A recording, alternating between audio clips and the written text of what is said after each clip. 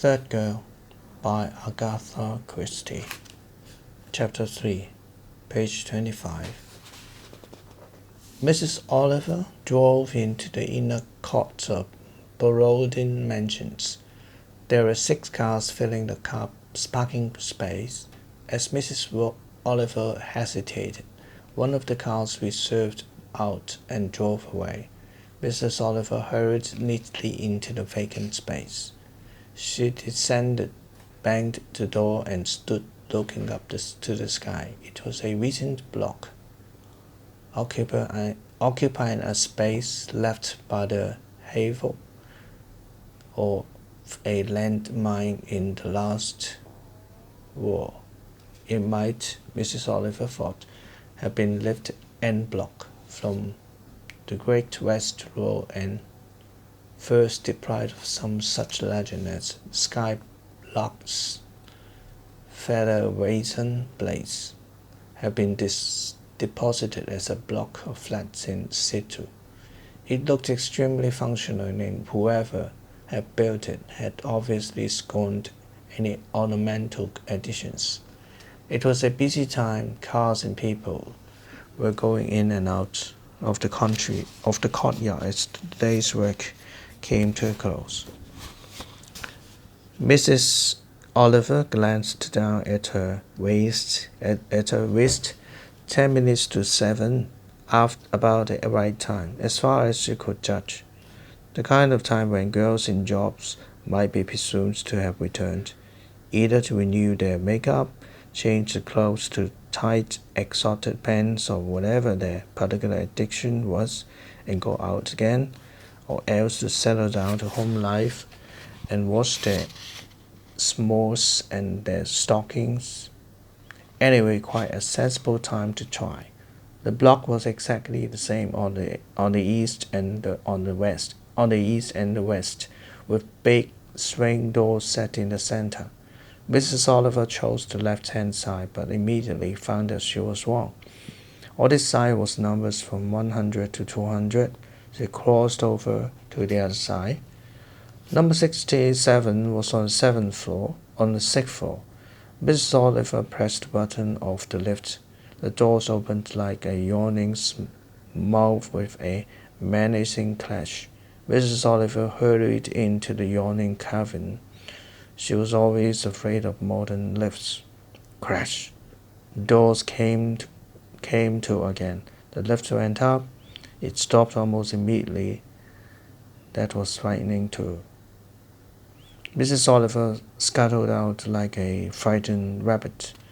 She looked up at the wall and went along the right-hand passage. She came to a door marked 67 in metal numbers affixed to the center of the door.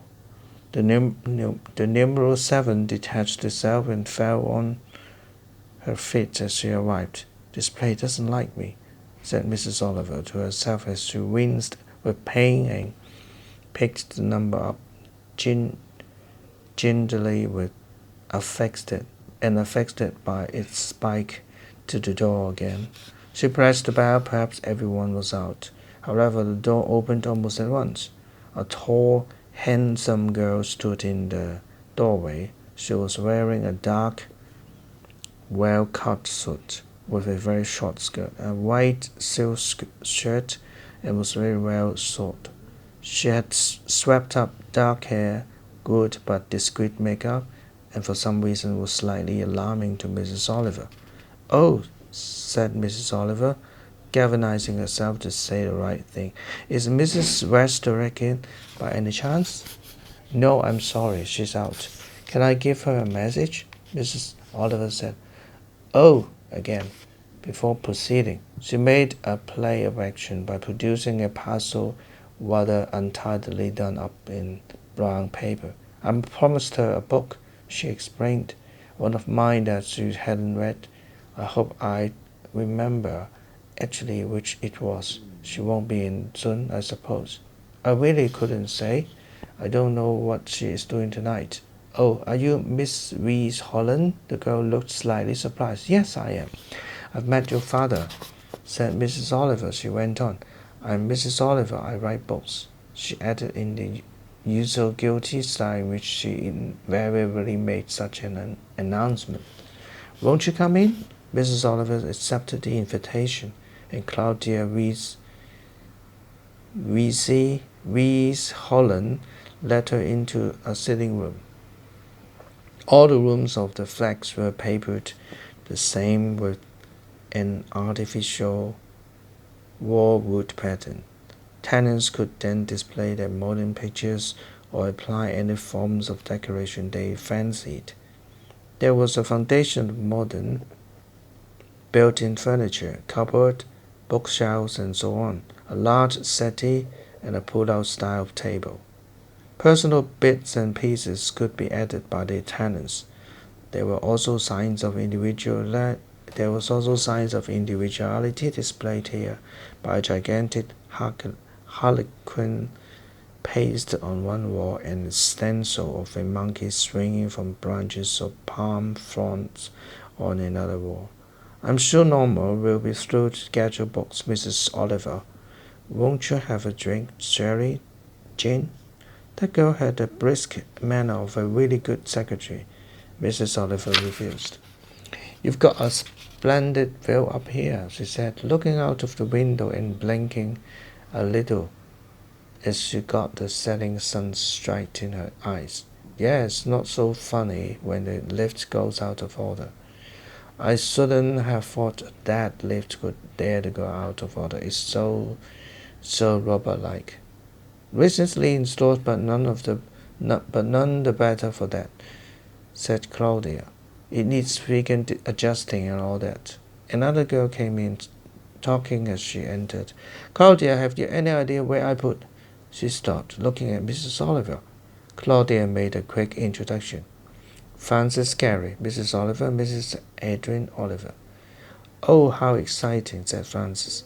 She was a tall, willowy girl with long black hair, a heavily made-up dead white face, and eyebrows and eyelashes slightly slanted upwards, the effect heightened by mascara. She wore tight velvet pants and a heavy sweater. She was a complete contrast to the brisk and efficient Claudia. "I bought a book I've promised Norma Restwick," said Mrs. Oliver. "Oh, what a pity she's still in the country." "Hasn't she come back?" There was quite definitely a pause. Mrs. Oliver thought the two girls exchanged a glance. "I thought she had a job in London," said Mrs. Oliver, endeavoring to convey innocent surprise. "Oh, yes," said Claudia. "She's in an interior decorating place. She sends down with patterns occasionally to places in the country." She smiled.